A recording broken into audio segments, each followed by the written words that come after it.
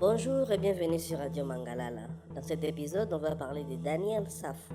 Eh bien, avant de commencer, nous prions à demander à tous ceux qui nous regardent de bien vouloir s'abonner à la chaîne. C'est l'unique manière de contribuer à cette vision qui est la Radio Mangalala.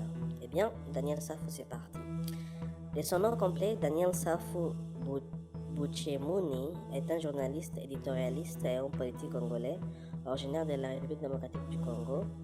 Né à Kinshasa, il s'est imposé comme une figure controversée du paysage médiatique et politique congolais, connu pour son franc-parler, ses engagements militants et ses revirements politiques. Sa carrière est marquée par des luttes pour la démocratie, des arrestations, des mandats électoraux, plus récemment des alliances avec des groupes rebelles. Safou se décrit lui-même comme un journaliste aguerri à l'alternance démocratique et à l'état de droit. Daniel Safou commence sa carrière en tant que journaliste et éditorialiste à Kinshasa. Il travaille pour divers médias où il se distingue pour ses analyses critiques du pouvoir en place. Son engagement citoyen se manifeste dans les années 2010 dans un contexte de tensions politiques liées au mandat de Joseph Kabila, président de la RDC de 2001 à 2019. Safou devient une voix dissidente, défendant les principes démocratiques et dénonçant les abus du pouvoir. Le 28 novembre 2017, Safou est arrêté à une terrasse de café à Kinshasa, accompagné d'un ami pour outrage à autorité et incitation à la haine. Cette arrestation fait suite à sa signature d'un manifeste citoyen réclamant le départ immédiat de Joseph Kabila, dont le mandat était contesté pour non-respect de la Constitution.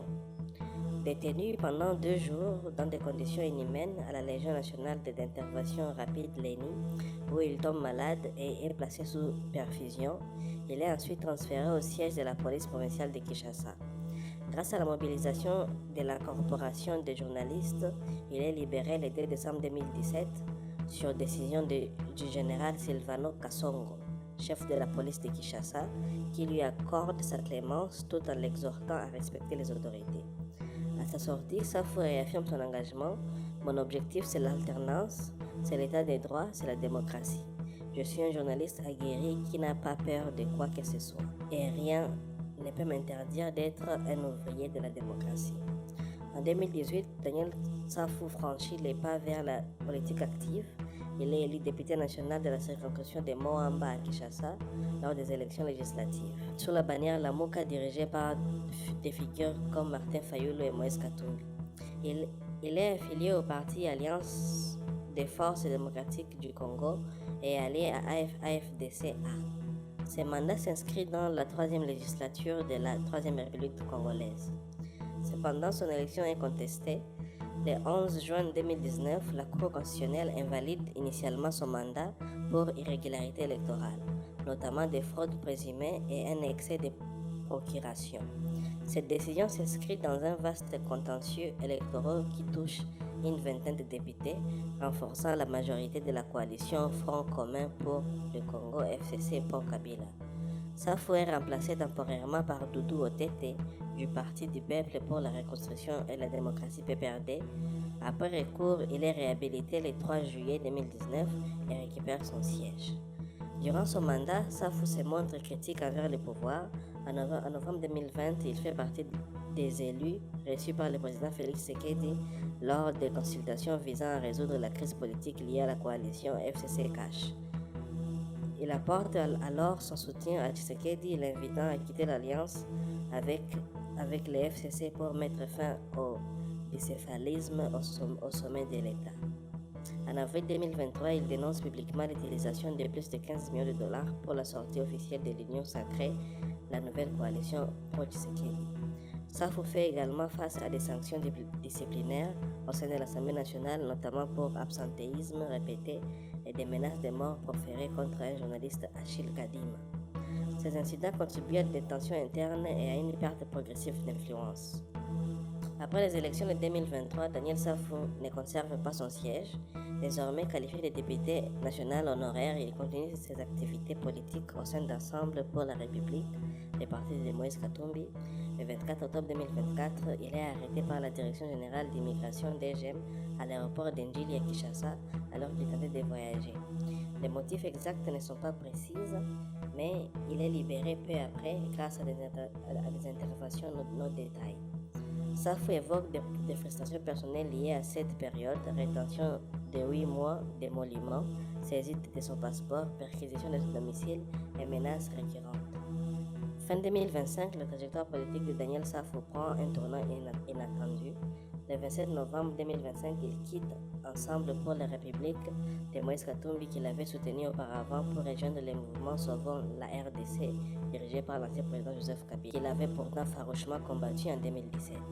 Safou justifie ses choix par une alliance contre le régime de Félix Tshisekedi qu'il accuse de mauvaise gouvernance. Le 11 décembre 2025, des informations confirment son arrivée à Goma dans l'est de la RDC où il adhère à la coalition Alliance Fleuve Congo associée à un groupe rebelle M23. Il déclare soutenir Corneille Nangaa, Sultani Makenga et Bertrand Bisimwa tout en affirmant que son combat reste non armé.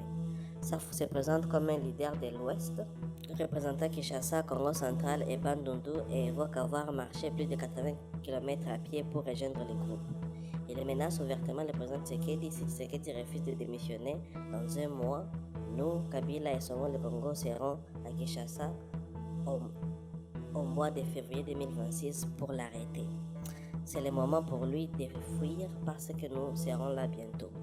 Ces déclarations suscitent des controverses, certains l'accusant de trahison et de chercher une revanche personnelle, tandis que d'autres y voient une contradiction avec des engagements passés pour la démocratie non violente. Peu d'informations sont disponibles sur la vie personnelle de Daniel Safou. Il est marié et père de famille, mais il a été signalé comme introuvable pendant 15 jours en septembre 2024, selon des proches sans détails supplémentaires. Ces revirements politiques du combat anti-Kabila à une alliance avec lui, puis avec des rebelles lui valent des critiques, des contradictions et d'opportunisme. Les observateurs notent que ces actions pourraient être motivées par des frustrations financières et sécuritaires plutôt qu'une idéologie cohérente. Daniel Safou reste une figure polarisante en RDC, incarnant les turbulences politiques congolaises. Son parcours illustre les défis de la transition démocratique dans un pays marqué par les armées, les alliances fluctuantes, l'élite pour le pouvoir. À ce jour, il continue d'alimenter les débats avec des appels à la vigilance face à ces menaces contre le régime en place. Eh bien, mesdames et messieurs, ça sera tout pour cet épisode réservé à Daniel Safou. Et pour la suite, restez connectés sur la radio Mangalala et à la prochaine.